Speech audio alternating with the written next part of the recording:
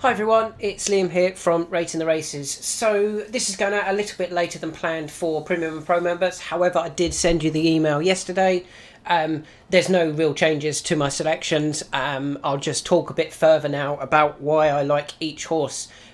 Free members, you'll receive this, or you'll be able to view this on YouTube on Saturday morning. Some of these prices may have changed, or lots of them will have changed. Some will have shortened, some may well have even got bigger. We do have winners that drift. So don't be too worried about drift unless it looks in conjunction with something being really well supported.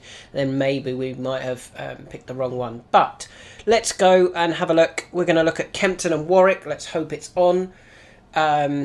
Remember, get involved in the NAP competition. We've seen a little bit of a decline in the NAP competition entries recently. We are working on this still. We are going to bring out some new changes this year.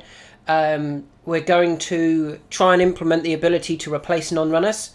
That includes 1, 2 or 3 non-runners, so you don't have to have all your horses non-runners. We are trying to implement that. That will take a little bit of time. It is pretty complicated to do that, so do give us a little bit of time for that. There's also other changes coming for the NAP competition that we can't tell you about, but keep an eye out for those. Get involved in the NAP competition. It's free to enter. You can win prizes. Last month we gave away something like £750 worth of prizes. Cash prizes, free bets, winners mugs, premium ratings. One member even won ratings for the whole year, all of 2026, just by getting involved. I don't even know if... I think he had one winner on... was it Boxing Day or New Year's Eve? Or New Year's Day, maybe. He had one winner, and he won premium ratings for whole of 2026. So it's well worth getting involved in a NAP competition. If you're not sure how, you use these options here, NAP, next best and third best. Once you've selected them, go up to here, and you would submit them like this. You can actually see who my 3 are going to be. But let's talk over them now. Right, 12:20, Kempton, 2 mile novice hurdle. We've obviously highlighted many a time in our videos and some of our analysis that we do like Baron Noir. He looks a smart horse. His form is very strong. His defeat of El Queiroz in a bumper was a very good effort. Obviously, that El Queiroz probably could have won that if maybe a stronger jockey was on board. But the form from Baron Noir does look very strong. Third to Sober Glory in a bumper, beat Kingston Queen in a bumper. Second to Crystal D'Estrevale at Warwick. In front of Bossman Jack. Bossman Jack obviously came out and won yesterday at Fosslas. And Crystal D'Estrevale came out and won recently at Carlisle by 38 lengths. Albeit the horse was 1 to 14, so was fully expected. And that 38 lengths might be kind of what was expected. But you can see here, I'm not going for Baron Noir. I'm going for Gambino. Why am I going for Gambino? Well, the first angle is I like the price of Gambino. 4 to 1 compared to 5 to 4, 11 to 10 about Baron Noir. Okay, that's a bigger price, but surely that doesn't just mean it's a selection. No, not at all. But let's look at his form. 2 runs in the UK at Gowran Park. I say the UK, obviously they were Ireland. Beat Royal Hollow in a maiden over 1 mile and 2, or just shy of 1 mile and 2. That's the right sort of distance for this 2 mile at Kempton. And that horse went on to be rated 86 on the flat. Last seen finishing 4th in a handicap of 86. And then over hurdles has done pretty well, and is actually rated 129. Well, Baron Noir is rated 126. Gambino beat a horse over on the flat who's now rated 129, and Baron Noir has to give Gambino £6. So just on that very long-winded angle, Gambino should go close. Granted, that was flat form. Okay, next time out he went to Gowran Park again in August, so not that long ago, and finished second to Fleetfoot in front of... Put your hands together. Now put your hands together. The third placed horse had previously won the Fred Winter at the Cheltenham Festival off a mark of 130. Now he's actually rated 144 over hurdles. So I know it was not over hurdles, but Gambino beat a horse who's highly rated over hurdles. Gambino was finishing second to Fleetfoot, who actually has a flat mark of 108, was last seen finishing second in a Group 3. Gambino finished second, behind Fleetfoot. So if you take all of that into account and say, like, Gambino was behind a subsequent group winner, beat a horse rated 129 over hurdles, beat a horse rated 144 over hurdles, you might say Gambino could potentially be looking at getting himself into the marks of the 130s. Well, Baron Noir is only rated 126, and he's got to give him £6. I know it's the day before Gambino. If he jumps well, I think he might have too much speed for Baron Noir, and I think he might be able to beat Baron Noir.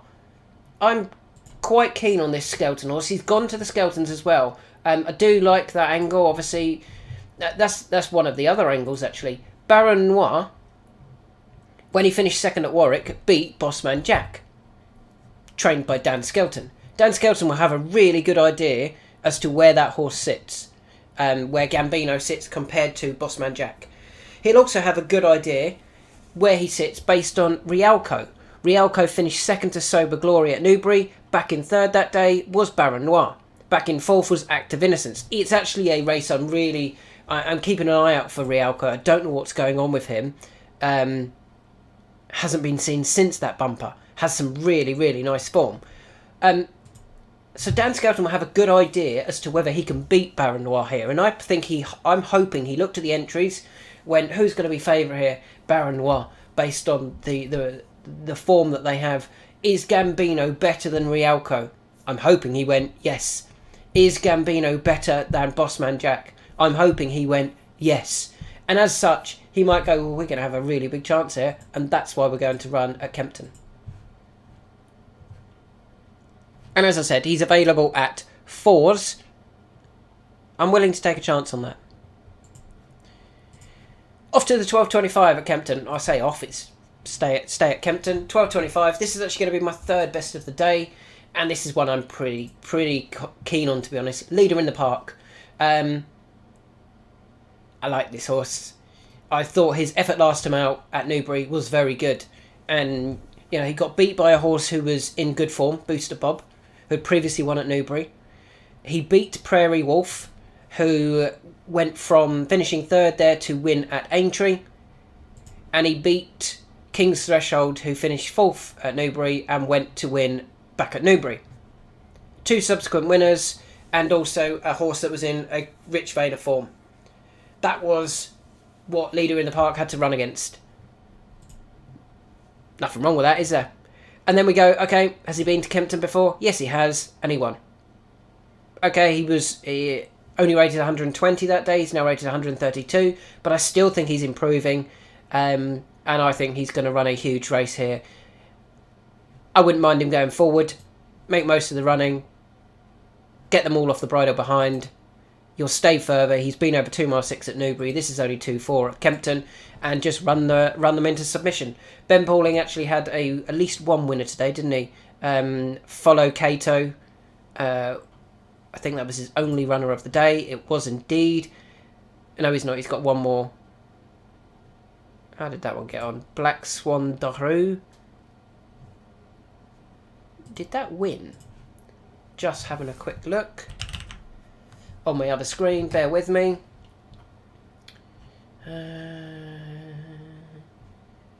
No. He disappointed, actually, finishing 8th. But they have at least had one winner today, suggesting they're not in that bad a form. So yeah, I really like this Leader in the Park for Ben Pauling. Go forward, make all the running, and I don't think anything will be able to reel him back in. Moving on, 1:30 at Kempton. This is just who I'm interested in watching. Let's just quickly go to that race, the 12.55, show the odds. Leader in the Park is available at 2-1. Outlier 5-2. Lots of people will tip it up and go, oh, it's 5-2. Yeah, and have you got a Bet365 account? If you have, you're not very good. Simple as that, really. 2-1. I'm not even ignoring that 9-4 because I think that's a bit of an outlier. 2-1 is comfortable. 1:30, purely just what price is Precious Man. I think he's quite smart, to be honest. 1 to 2, 8 to 13. I hope he goes and absolutely smashes them tomorrow and does become the Triumph Photo horse for Dan Skelton. I thought a lot went wrong on his debut at Cheltenham in a Grade 2, beaten by a horse who was in good form, had won previously. Yeah, I think he's stretched. He lost both shoes. Well, lost 2 of his shoes, not both shoes. They have 4, obviously. Yeah, plenty to like about that effort from Precious Man. I hope he improves for that. I wouldn't mind seeing him go forward this time. But we're not having a bet there, too short. One horse we are going to have a bet on is in the 205. Well, one horse, this is the next one. This is only a small bet on this one, because my doubt is the trip, the 3 mile. However, at least it's at Kempton. If he's going to get 3 mile anywhere, it's here. And to be fair, he was sent off the 5 to 2 favourite for the Badger Bears over 3 mile. 3 mile 1. Over 3 mile 1. That was really going to test his stamina. And yet he went off the 5 to 2 favourite that day. Clearly, connections feel that this 3 mile trip is going to bring out the best of him. He disappointed, he unseated, he dropped a pound. Sam Twiston-Davis actually jumps on board this time. Has he been to Kempton before? Yes, he has. He won at the Desert Orchid Handicap Chase, beating Edward Stone and Martator. They're rated 163 and 151. Other horses in behind, Trap Rain Law, 143. He's won recently, hasn't he? Dropped in the handicap, but now has bounced back. Editor Dajit, Boot Hill, Salisbury were all in that race. That's a much better race than what he's running in here. I just feel Soul Icon, if he stays the trip, I think he could win this quite comfortably, to be honest. And he was clearly expected to go well last time over 3 mile 1. It shouldn't be the trip that beats him if they really believe he could have got 3 mile 1. And as I said, if he does get the trip, I'd be quite disappointed if he doesn't win this race, to be honest. Currently available at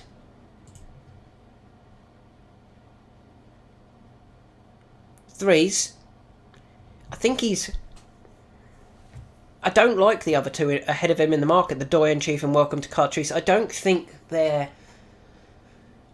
kind of around the right handicap marks, in my opinion, whereas Soul Icon could be hugely unexposed over this trip, and actually they could go, bother, we should have been running over 3 mile, not 2 mile. How we did, they could go, we did really well to win that Desert Orchid Chase over 2 miles, because this horse is a 3 miler. So yeah, that's my selection in the 205. Moving on to the 317, we're going to ignore that silly little forerunner Silviniaco Conti Chase. Not interested in it. Moving on to the 317, the Lanzerati Hurdle, the feature race of the day. Can't get away from a Pied de Nom for the Dan and Harry Skelton team. There wasn't a 2025 running. It was abandoned. 2024 running was won by Dan Skelton. 2023 running was won by Dan Skelton. I think he can make it a treble in this race with a Pied de Nom. Why? So, quite lightly raced. He's quite unexposed as well. Got beat by Gentleman to Boot at Newton Abbey in the Novice Hurdle, giving that horse £6. Gentleman to Boot is now rated 131. So he gave a horse £6 to a horse that only just beat him by a length and 3/4. And Gentleman to Boot is rated £7 higher than a Pied de Nom. If they actually ran against each other now off their handicap marks, I think a Pied de Nom would reverse that form, because I think he's really, 124 is not enough. I thought they were quite clever. They got him in somehow off 116 in a handicap at Cheltenham. Conditional Jockey's handicap. They won that. Not sure how. They could be targeting this horse at the Martin Pipe via this Lanzerati handicap. After winning that handicap over 2 mile 5, he went up to a mark of 124, and I think they were very clever here. They went, yeah, we've got a horse that's pretty good over 2.5 mile. Where Martin Pipe, Lanzerati hurdle. What do we do with him? Drop him back to 2 miles. Confuse the handicapper. Completely confuse him. Handicapper doesn't know what to do. He won comfortably. Handicapper left him alone. Arguably looking at it and go, oh, he got outpaced and then he rallied and won going away. But what can I do with him? Because I don't really know what his level is. Because he wasn't super impressive throughout the race. That's because it was over 2 miles. It was over half a mile plus, too short. The handicapper left him alone on 124. I think that was a great bit of placement from Dan Skelton. And he comes here aiming for this race worth 52 grand. Clearly a race they will want to win because they're trying to get away from Willie Mullins. They want to be so far clear of Willie Mullins that Willie Mullins actually goes, even if I win the Grand National, I can't be bothered to get after Dan Skelton in the trainer's title. They want to win as many races as they possibly can. I think a Pertemps has been beautifully placed and is going to take all of the beating here. Let's just get to the right race, not that silly one. A Pertemps is actually a little bit weak, 11-2. Surprised at that. I like him. 353. So a Pertemps is going to be my next bet. The 353 is going to feature my nap on the basis that I think he'll either win and win pretty comfy or disappoint. And that horse is Rare Edition. So we've highlighted Rare Edition as being quite nicely handicapped over fences. We thought his effort behind Thistleask at the beginning of the season was a good effort. In hindsight, Thistleask was always going to beat Rare Edition there, wasn't he? Thistleask was running off 115 that day. He's incredibly rated at 158 now. So what's that? 45 pounds? 35 pounds? 45. 43. Come on, Liam, do your maths. 43 pounds higher. Rare Edition had absolutely no chance. And Rare Edition that day was running off 135. And yet only went off 9-4. That tells me that he was running off a mark that they thought they could go quite well off. Anyway, over those fences, off 135. Disappointed at Newbury. Ran okay, finishing 4th. And then really disappointed at Ascot when his jumping really let him down. Pulled up at Ascot in a good handicap, the Howden's handicap. When rated 132. So they've gone, okay, we'll change tack. We'll go back over hurdles. Coming back over hurdles, he's rated 129. Started this season rated 136 over fences. 135, sorry, over fences. So he's £6 lower. What was his hurdles form like? Well, the last time he ran over hurdles, he ran at Punchestown in a feature handicap. Disappointed. But he was running off 137. Last time he ran at Kempton in a handicap? Oh, was this one. He won it off a mark of 136. He's rated 129. Good performance. You go, okay, so he's got some Kempton form. Has he got any other Kempton form? Yes, he has. He's got a Novice hurdle win to his name. When he won that race, that Novice hurdle, he beat Rabaul, the subsequent multiple Kempton winner. He's won a listed race at Kempton. He's won a Grade 2 Novice Chase at Kempton. Another listed race at Kempton. He's rated 149 over hurdles. Most of that through his running at Kempton. And yet Rare Edition beat him. And comfortably. Beat him by 7 lengths. So he's been to Kempton twice. He's beaten subsequent listed winner, or Grade 2 winner even over fences, Rabaul, at the track that he loves. And he won this race 2 years ago off a mark of 136 when sent off the 11-8 favourite. He's down here. 8-1 is available. 8.5 is available. 17-2.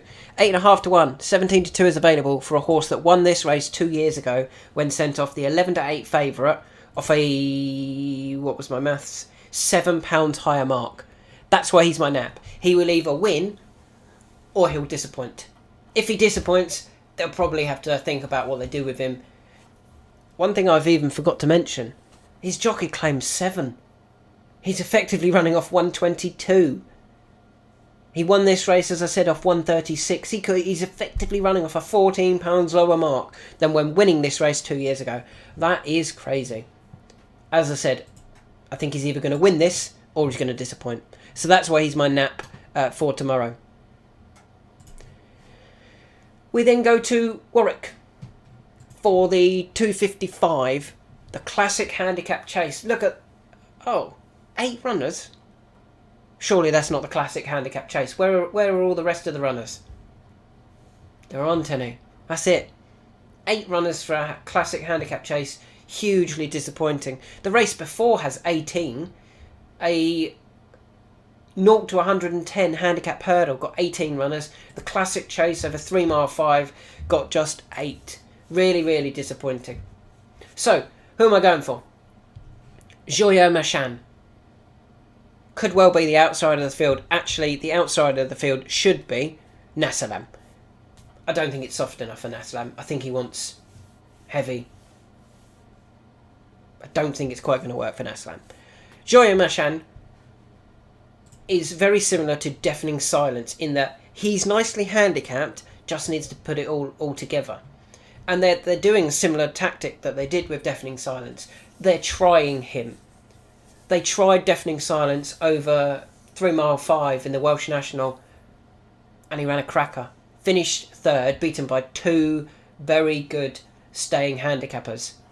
They're doing similar with Joyeux Machan here. They're going, look, can we step him up in trip and get more out of him? They're going for it. It's a gamble.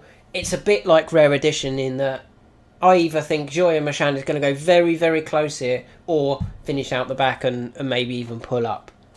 But I want to have a bet on him because his price is tempting. Where is he? Warwick. Yeah, that is the 255. He's too big for me at 12s and 14s. 2 p.m. inspection. I think it's past that, but it's got to do an 8 p.m. inspection tomorrow morning. Yeah, I'm going to have a go on Joyeux Machan here and hope that we get it right. If it comes up really heavy, I would definitely be worried about Nassalam, who just wanted heavy going in that Welsh National, didn't he? This race is still worth 60 grand, so I know why they're coming here. He would actually be a big danger for me if it comes up heavy. So that's my selection in the very disappointing classic chase. We've got one more, which is in this race here, the Pertemps qualifier.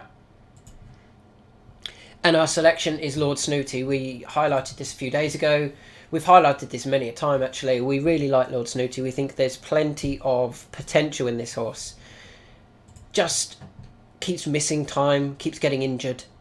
Hadn't run before running it in December. He hadn't run since October 2024, when arguably disappointing at Chepstow, well beaten. But some of his form is actually very good, particularly around this time of year.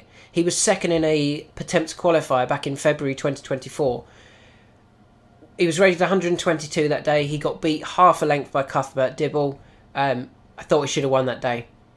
He then finished second subsequently in a feature handicap at Aintree in April, rated 125, got beat by the Dan Skelton trained Gwenny May Boy when they also had the third with West Balboa. The Skeltons were trying to win everything that week, and Lord Snooty ran well but couldn't quite beat Gwenny May Boy.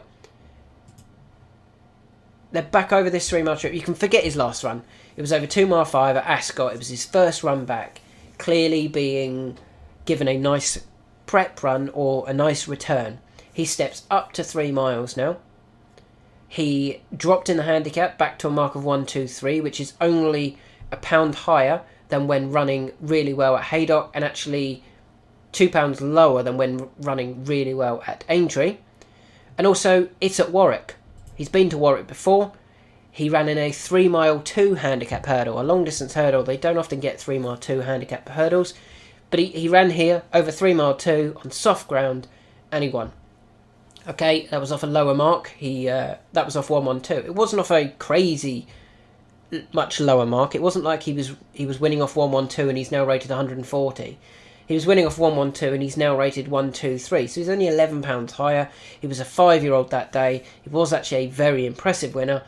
I think there's plenty of positives about Lord Snooty. He just needs to bounce back and show that he hasn't lost all of his ability from before his injury. The horse I'm keeping an eye out for is Green Book. I just want to see a good run from Green Book. Doesn't need to win, finish 4th or 5th, drop a pound or two, but run a nice race. If he does, that Sandown race would definitely be on the agenda. The one that the race he won in February 2023, beating Call Me Lord, when rated 134. He's only rated 133 now. And he also won at the year before, when rated 130, beating Beauport that time. So he's won that race for the last 2 years off 130 and 134. Just a decent run here, whilst getting dropped in the handicap, would set that horse up perfectly for the Heroes Handicap at Sandown again. The big question mark is to whether this horse retains his ability. He has been off for a long time between his last run and his very good effort in the Pertemps final, where he was 4th. And Venetia Williams' horses just aren't clicking, are they? So I'll be keeping an eye on Green Book, and I hope Lord Snooty goes and wins that and then runs in the Pertemps final at the Cheltenham Festival, where I think he could run quite a nice race. So they are my selections for tomorrow. A quick recap. Gambino in the Novice Hurdle, on the basis that his flat form is very good. I'm hoping Dan Skelton knows he can beat Baron Noir using his other horses. Leader in the Park, I think there's lots more to come from him. I know he's 8, but I still think he's improving. His last time out effort was very good. Both 3rd and 4th have come out and won since. Precious Man, I just want to watch and see how impressive he is at Kempton. Soul Icon, if he stays this 3-mile trip, I think he's the best handicapped horse in the race. Rare Edition, even more so. If he bounces back to form over over hurdles, he's very, very well handicapped. Joyo Machan, the step up in trip, I'm hoping brings out more. If it does, we can finally prove that he is well handicapped. And finally at Ascot, Lord Snooty, another one who loves Warwick. I'm hoping he steps forward massively from his return at Ascot. Thanks for listening. As I said, get involved in that NAP competition and try and win some prizes, and have a great weekend. Hopefully it's not going to snow. We don't need any more abandoned races, abandoned or cancelled, whatever it is. There's a whole discussion going on about that on Twitter or X, whatever that's called. We don't need any more of that, and let's hope there's not too much rain over the next few days as well.